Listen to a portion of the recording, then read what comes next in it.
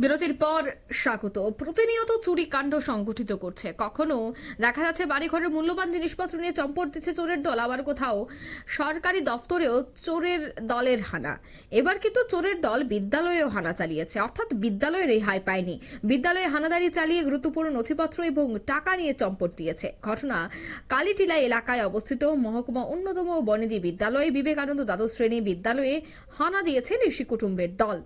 গতকাল বিদ্যালয়ের হাই সেকশনে শিক্ষক শিক্ষিকা সহ কর্মীরা বিদ্যালয়ে পঠন পাঠন শেষ হওয়ার পর বিকেল প্রায় 4:30 বিদ্যালয়ে তালা দিয়ে নিজ নিজ বাসস্থানে চলে যায়।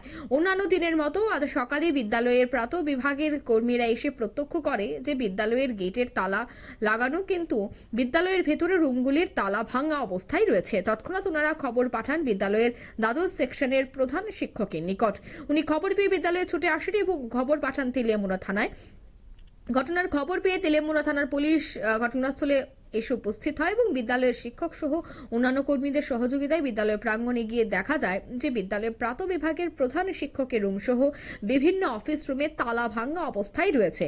ভেতরে গিয়ে দেখা যায় যে চোরের দল হানা দিয়ে ওই রুমগুলি থেকে আলমারি ভেঙে বিভিন্ন গুরুত্বপূর্ণ নথি সহ প্রায় 40,000 টাকারও অধিক জিনিসপত্র নিয়ে গেছে।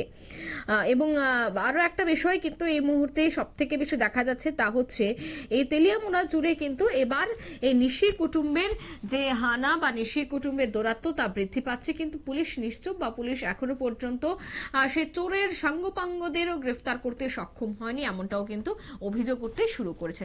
যাই হোক, তবে সেই বিষয়ে সংশ্লিষ্টদের কি বক্তব্য রয়েছে শোনাচ্ছি।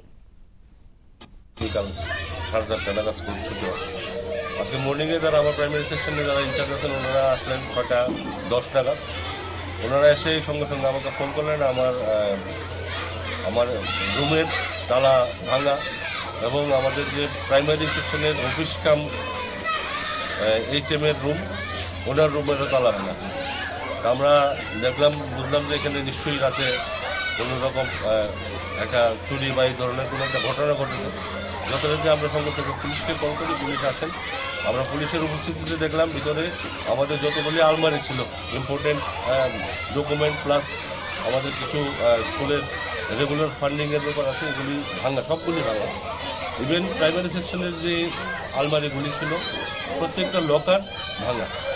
আমরা পরবর্তী সময় পুলিশের উপস্থিতিতে আমরা দেখলাম এখানে আমাদের প্রায় দুটা সেকশন মিলে প্রায় আমাদের 40-45 হাজার টাকার মতো আমরা এখানে ছিল বিভিন্ন ফান্ডের। আপনারা শুনলেন তাদের বক্তব্য। রীতিমতো কিন্তু এলাকা জুড়ে এখন চাঞ্চল্য ছড়িয়ে পড়েছে যে বিদ্যালয় পর্যন্ত রেহাই পাচ্ছে না এই চোরের উপদ্রবে। এখন দেখার বিষয় হচ্ছে পুলিশের তদন্তে এই চোরদের মাস্টারমাইন্ডকে গ্রেফতার করতে সক্ষম হয় কিনা এবং তাদের বিরুদ্ধে কি ধরনের পদক্ষেপ গ্রহণ করা হয়। নিয়ে নিচ্ছে এই মুহূর্তে ছোট্ট একটি বিজ্ঞাপন বিরতি, সঙ্গে থাকুন।